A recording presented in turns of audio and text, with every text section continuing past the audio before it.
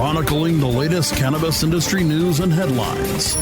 Welcome to the State of Cannabis, bringing you fact-based news and views and keeping listeners on the pulse of what's happening in the industry today. Advocates and analysts will join us to discuss the ongoing path to reform and legislation. Now, the State of Cannabis with your host, Dave Inman. Welcome to the State of Cannabis, folks. I'm Dave Inman, and if you're listening to this show right now, you're probably as excited as I am. That is correct. We are up to 4 states now that have legalized cannabis for recreational use. Washington, D.C., by almost 70% of the vote, decided they also want to not quite tax and regulate. What they'd rather do is just grow, have, and give.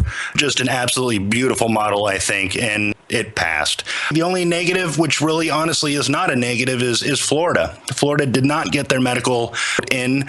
They were just shy, 57% so far. The polls show they needed 60, their constitution amended. So we hope, but it's probably too slim to actually have it turn over.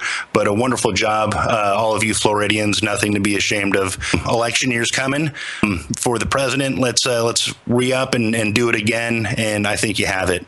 We have a special guest with us. We have Greg James, proud man out of Washington State. We were just talking earlier, and some fond memories. He's the CEO of Marijuana Venture. They're a B2B or business-to-business trade publication that it says dedicated to the legal marijuana industry, the new echelon, so to speak, of marijuana entrepreneurs that they're not afraid to shrug the connotations that normally would happen with cannabis. So with that, I'd like to say thanks, Greg, for coming with us and sharing your thoughts.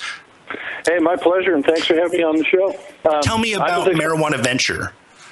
Well, Marijuana Venture, I started it 8 months ago, back in March, as a newsletter, because I just saw a need for a sort of serious business magazine on the marijuana industry.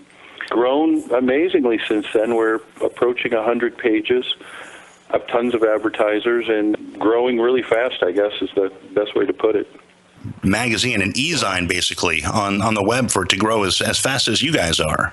It's kind of funny because a lot of people told me that, print magazines are dead. My experience has been anything but that. I think a lot of people like getting their hard copy of the magazine every month. We're seeing no end in sight. We get a lot of phone calls from different companies now that want to be in the magazine. Many of them are out of state. We have some national farm distribution companies, that do farm equipment that are advertising. It's been pretty exciting. It's growing fast. I'm really enjoying it. And I just like the fact that it's, we're true to what we say we were going to do, which is just pretty much pure business. We're not doing culture articles or cannabis cups and that kind of stuff, which I think is still fine. We're just really sticking to, the type of stuff that would help somebody that was either, going to start a legal marijuana grow or a processing operation or a retail store. Out of Washington there, what would you say has been the growth of that particular market? You mean like the growth of the legal marijuana market? Precisely. Washington implemented it with the Liquor Control Board up here. It's been a little slower than Colorado because in Washington, they wanted to keep growers and retailers separate. But as far as, the progress, it's been pretty rapid. I think they're now, approaching maybe 60 or 70 retail stores that are open. Growers are, definitely up and running all over the place. I would say overall, it's moving pretty quickly. And it's been very smooth, too. There have been some bumps in the road, but overall, everything seems to be going pretty well. So tell me, what would your typical advertiser look like then for your magazine? Yeah. Well, like every other deal like this, the lawyers benefit first. So we have a fair number of ads for law firms, of course, that want to help people wade through all the rules. Light manufacturing companies that do indoor grow lights, high-intensity discharge lights like high-pressure sodium lights. We have the LED manufacturers. There are several companies that create or manufacture greenhouses. We have accounting companies, other farm companies, soil, nutrients. I mean, gosh, just a lot of different ads. We have staffing companies, for example, that are providing staffing for legal marijuana businesses. I'd have to grab a magazine and tell you everybody, but it's a lot. That's encouraging, though, to actually have a business-to-business trade publication, essentially a trade journal, like what a doctor's office would have that would tell them, all the various, pharmaceutical companies, obviously, DRI manufacturers, and so forth. It's about time. Thank you. We're going to see a lot more additions in states going either to medical or to hopefully tax and regulate or just full decrim. And it's going to open up a lot more market. I think that, the John Deeres and the Caterpillars are going to want to jump on board with whatever dirt they can move for whatever reason they can. Well, what I think is so cool is now you've got, for us anyway, and where we're at, of course, it's awesome because Alaska is our neighbor to the north, or our state to the north, basically. And then there's British Columbia between us and Alaska, and of course British Columbia is a fairly liberal place, especially as far as the marijuana laws go. And now there's Oregon. So, there's a block of people in the Northwest now, and I think I checked, it's about 12.5 million people in those combined 3 states in that Canadian province. So it's a large number of people in these 3 states and provinces that will all now basically have legal recreational marijuana available. I think it's awesome. It's super cool. To me, I've always been kind of a socially liberal person, and I think I always look at recreational marijuana. To me, it's a lot like, gay marriage, right? If you look at the map, they're pretty much the same states, and it's a freedom thing. I always thought that, if somebody can have a glass of whiskey at night, why can't someone else, take a couple tokes of a joint? And on the same, sort of reasoning, if 2 heterosexual people can get married, why can't 2 gay people get married? To me, it's just about freedom. Absolutely. I've always had a metric. It's the number of smiles you have and the number of smiles you give. Generally, if you live by those 2, you're going to have a good life and probably improve those around you. It is a freedom thing. I think the more freedoms we have, the easier it is to smile. We know what's good for ourselves. We do.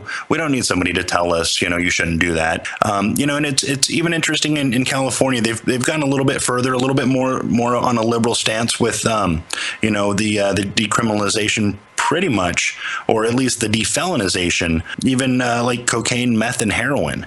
Which, it's a disease. It's not something that should be prosecuted over and your life ruined. It's something that, hopefully, want to help them get better rather than ruin their lives. And, we're just about, Greg, when we come back, talk about the other states, not just the one next door to you. Stick around. We'll be right back. Stay tuned for more State of Cannabis, only on CannabisRadio.com when we return. Your connection to quality cannabis insurance services is spelled K-A-E-R-C-H-E-R. That's Karcher Insurance. We have worked with ventures like cannabis for over 60 years. We're proud to represent over 50 companies with tailor-made cannabis plans for owners just like you to insure your product, your plants, and your pursuits. K-A-E-R-C-H-E-R spells out their full-service insurance services ranging from commercial to bonds to personal, from life to health, and more. Contact the team at KarcherInsurance.com and let our experience work for you. That's K-A-E-R-C-H-E-R Insurance.com. Contact Karen and the team at Karcher Insurance at 1-844-421-3560. That's 844-421-3560. Chronicling the latest cannabis industry news and headlines. Welcome back to the State of Cannabis, only on CannabisRadio.com. Once again, here's Dave Inman. Welcome back to the State of Cannabis, folks. I'm your host, Dave Inman. With us tonight, we have Greg James, CEO of Marijuana Venture, a wonderful B2B trade publication that's actually shipped to more than 4,000 people. It's amazing that we are in now, folks. I really got to stress this. We've had some victories. We had a failure in Florida. What's your take on that? I mean, 57% of the vote. I mean, I have a tough time calling that a failure. Well, yeah, I mean, it's still a majority, obviously. So, sometimes there are little minor setbacks when you're making progress. Overall, I think it's just amazing. Washington, D.C., Alaska, and Oregon are now added. So it's obvious the direction things are going. I think that's great. And I'm sure it'll take time. I mean, most other things like this, probably the South and, some of the more conservative states are going to be a few years down the road, maybe 10 years, but I kind of think it's inevitable. Because the other thing is, the demographics. More and more younger people are for legalization and regulated marijuana, and I think a lot of people just, especially younger ones, just don't get why it would be illegal in the first place. It's interesting that you say that. My wife, she's an advocate, and she's just an amazing advocate.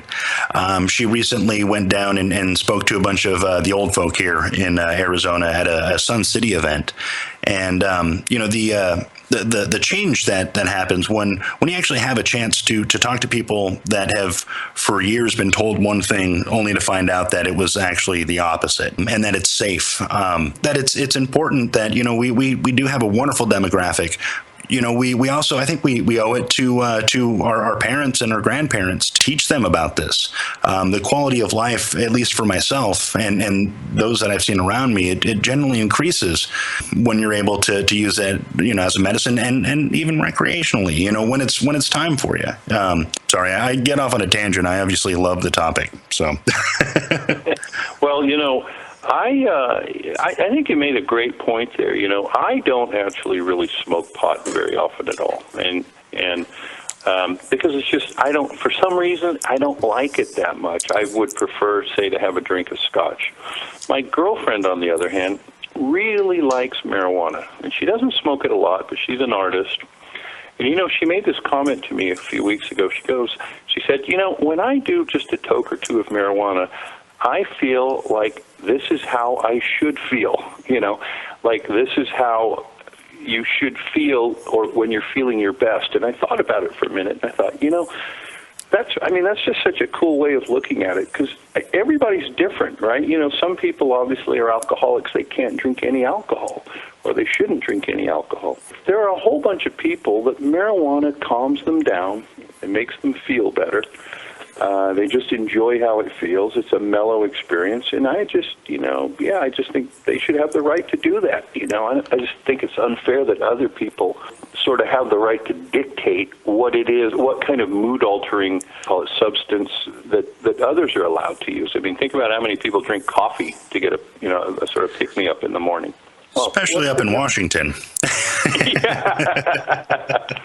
Interesting paradigm, because they do dictate to us what it is that we get to consume and imbibe. And generally, it was on the pretense, obviously, initially, that it was immigrant workers, getting high and raping and killing, and essentially it was the paper, and the textile industry, cannabis to begin with, then step into pharmaceuticals, and it's impressive when we have so many of these powerful industries that it took 70 years, it definitely did, to get to where we're at. We're finally there, and we don't have anywhere near the amount of money that they do. Through the argument all along that it was safe and efficacious, and we're finally able to say those things. So it's amazing. Well, it's kind of the will of the people, right? Eventually the truth comes out. I'll tell you a funny story. Last summer, I was actually over on the east side of the mountains here, which is a very conservative area, and having dinner with some friends who were all, sort of very conservative Republicans, and we were talking about the marijuana legalization thing, and they all said they were against it, and of course they all said that they'd never used it, and I sort of go, okay, well now it's legal. How many of you are actually going to go try it? And of course, not one of them raised their hands. And I said, see, that's the point, right? I don't think more people are going to use pot because it's legal. It's just going to be available for the people who like it and who are already using it. But, just like you get to have a drink of whiskey, they can have a toke now. What's wrong with that? So, yeah, it's very cool. I'm I'm pretty excited about it. I think it's, like I said, a step in the right direction. It's all about freedom. Absolutely, and the other thing is that there's a lot of economies that are about to be built and are being built. There are entirely new industries that are going to occur because of, and you're one of the people that gets to showcase and tell the people around you about it, which is amazing that you're able to bring these informations to people. What else is interesting to me is you probably always weren't into cannabis for your day-to-day. What did you do before you got into cannabis? Well, actually, my background is I still own a publishing company that publishes consumer software and DVDs and stuff like that. So we sell to Walmart and Target and all the big retailers. So it's kind of that. I have had already a fair amount of experience in the whole retail world, but the problem for me, of course, was that with downloading and streaming and everything, that the disc business had been declining. So I just kind of was looking for something to do. My partner runs the other company now. Took, I guess, what knowledge I had of business and running a company and sort of decided to start this thing. And it's been exciting. I mean, it's kind of fun. I'm learning a little bit about the magazine business, but the magazine business really isn't that different from, the music or the book business, which we've worked in the past. So there was a recent article in the Puget Sound Business Talk that apparently you're having trouble with your bank. Oh, God, that was a fiasco. I never did fully get to the bottom of it, but they told me we couldn't deposit money in the bank. When we were using Wells Fargo and Puget Sound Bank. It turned out that both of them pointed the finger at the other, but we got it straightened out after about a week. But I think the fact that there was marijuana in the name was enough to cause red flags to go up. And I had to go explain to them, we're a magazine. We're not selling marijuana. We don't even have advertisements for people who do sell magazine or do sell marijuana, rather. We're just a magazine. And so, it was okay, and they straightened it out. But, yeah, I thought it was kind of ridiculous, especially since I'd been banking with both of them for about 20 years. But that's an issue for sure. The whole banking thing really does need to be straightened out because it's obviously still a cash business for a lot of people. If you can't open a regular bank account and have a regular checking account, business checking account, these guys are carrying around a lot of cash, and that could lead to robberies. And absolutely. There's been a few specials I've watched. I haven't actually gotten a tour in Colorado, but, of armed guards. And when I mean armed, I mean like armed to the teeth, protecting, these transports of sometimes hundreds of thousands of dollars. And that's absolutely irresponsible of our banking system for not affording our citizens and our business entrepreneurs in a vehicle in which to safely conduct business. Yeah. And, at some point, it's going to really bite them in the butt. There's going to be some kind of recourse that occurs somewhere down the road about that. Something terrible is bound to occur. It's unfortunate that we would even need to be predicting anything like that. On an upshot, we're going to take a quick break, folks. When we get back, we have Greg James, CEO of Marijuana Ventures. We'll be right back. Stay tuned for more State of Cannabis, only on CannabisRadio.com when we return. Your connection to quality cannabis insurance services is spelled K-A-E-R-C-H-E-R. That's Karcher Insurance. We have worked with ventures like cannabis for over 60 years. We're proud to represent over 50 companies with tailor-made cannabis plans for owners just like you to insure your product, your plants, and your pursuits. K-A-E-R-C-H-E-R spells out their full-service insurance services ranging from commercial to bonds, to personal, from life to health, and more. Contact the team at KarcherInsurance.com and let our experience work for you. That's K-A-E-R-C-H-E-R Insurance.com. Contact Karen and the team at Karcher Insurance at 1-844-421-3560. That's 844-421-3560. Hi, I'm Montel Williams. Most of you know me as a talk show host, but I'm also an author, actor, single father of 4, a fitness writer, avid snowboarder, and I'm also a medical marijuana patient. Like many of the million people who are living with multiple sclerosis, I'm in pain every single day. And sometimes my nerves are so raw that if you brushed up against me in an elevator, I'd scream. I can't sleep at night from the pain, and sometimes the spasms in my legs are so intense they will wake me up throughout the night. I've tried the strongest prescription medications available, and I'm going to tell you, they do not work. In fact, they leave me in a stupor, and most of the time, it's impossible to even live your life. Now, I've tried medical marijuana, and I'm going to tell you something, it works. If you'd like more information about medical marijuana, you can contact the Marijuana Policy Project at mpp.org or call 1-877-JOIN-MPP.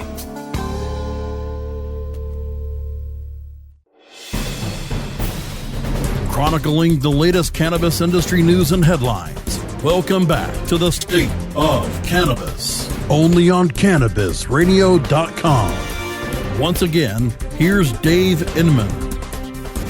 Welcome back to the State of Cannabis, folks. I'm your host, Dave Inman.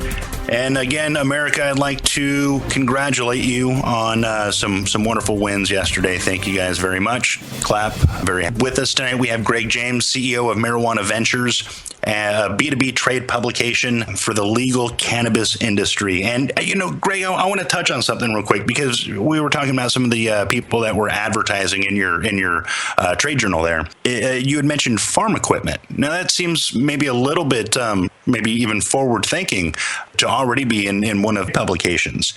How did that happen? Well, in Colorado, they have to grow in either a greenhouse or indoors. But in Washington, we were allowed to grow pure outdoors under the sun. And so basically, in the sunnier side of this state, which is eastern Washington, there are now quite a few really good-sized outdoor marijuana plantations going up. They need farm equipment, basically. I mean, stuff for tilling the soil, fences, tractors, all that kind of stuff. So it's leading to actually quite a big boom in the economies over there in some of the more rural counties. And it's very cool to see. I mean, I'm more familiar with Okanagan County than any other over there because it's in north central Washington, and I have some property up there. But there are about 25 different outdoor grow operations that are up and running in Okanagan County or in the planning. The local tack and feed stores and hardware stores are just seeing a lot of money being spent on getting those places set up and the equipment they need to grow the pot. I mean, irrigation systems, all kinds of stuff like that. Well, and that's going to increase the jobs in the area too. Oh yeah, one guy I know told me he spent $80,000 at a local small hotel in Omak, which is a small town up there, just to house his temporary workers that come up to trim the plants and help on his plantation. So, that kind of blew me away. I mean, that's a lot of money. And I think he said he spent about $50,000 at the Home Depot store. Good amount of cash being spent. That's incredible. That's direct consumerism right back into our economy. That's just like the natural cycle. Even it's not just the tax. The mine, that part's mine. That's the actual the vehicle. That's the wheel that just happens there, and remote areas even. So, by your estimation, 25 plantations, how large would they be? How many people do you think they could employ? Well, the one I'm the most familiar with, they're called Canisol, and they're pure sun-grown. He used light deprivation tents also to flower some of his plants earlier. I think he told me he has 25 employees, and he grew about $6 million worth of pot on half an acre.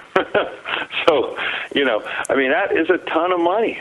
And we were talking about it a couple of weeks ago when I was up there, and their sort of estimate just for Okanagan County is somewhere between $60 and $80 million a year in revenue, flowing to those businesses that wasn't there before. Right? And to me, I look at it and I go, yeah, and that's also 60 to 80 million that's not flowing into Mexico. Yeah, how can you be against this? It would seem to me to be crazy. I mean, I think that is one of the great benefits of legalizing it and taxing it and regulating it is that we're going to now see billions of dollars that don't flow into Mexico that stay into the U.S. that stay in the U.S. It's if we could, for one brief moment, even see the amount of money that flashed to the cartels, and now that is being actually spent in our hometowns and by by Americans. It's a paradigm shift. It's something that should have happened all along. It finally is happening now, and it's like a social media phenomenon. 1996 we got our first medical law. Granted, Alaska had their stay out of my face law, basically, where they could have theirs and they could grow as long as it wasn't crazy amounts. But it seems almost that with the social media that it's hastened. Have you seen any to say the same? Well, you're talking to a 50-year-old who doesn't do a lot of social media, but yeah, I agree with you 100%. How's that for an answer? That's a short one, that's for sure. It's interesting though. It's kind of like the fall of Mubarak. It seems that we just have maybe a more organic form of communication, and it's helping. These ideals spread faster. Well, I was with a guy who was about in his early 20s, just earlier today, actually, and he was telling me that he uses Instagram, and that he and his friends, they all pass around reviews of different strains and pictures and stuff on Instagram. There are some people on Instagram, I guess, who might have thousands of followers who are growers, and that the people that their followers, are always interested in the new strains they're growing and what stores are available in and that kind of stuff. So, yeah, I think social media for sure is helping, and people are able to sort of spread the word around about different strains and the effects they have and how they like it. Greg, we're about out of time. I want to thank you for coming and sharing your insight and for making something that's going to make business in cannabis a lot easier for a lot of people. You're going to create a roadmap for the industry, I think, and it's an amazing tool that you've provided to people. MarijuanaVenture.com.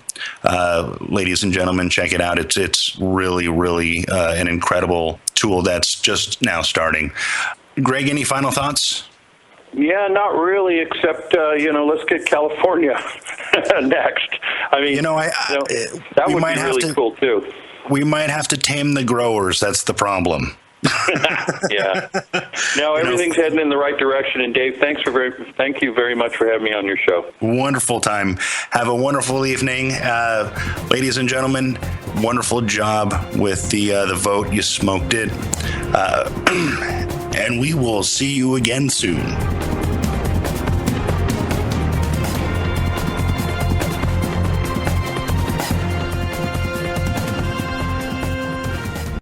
The opinions expressed on this CannabisRadio.com program are those of the guests and hosts and do not necessarily reflect those of the staff and management of CannabisRadio.com. Any rebroadcast or redistribution without proper consent of CannabisRadio.com is prohibited.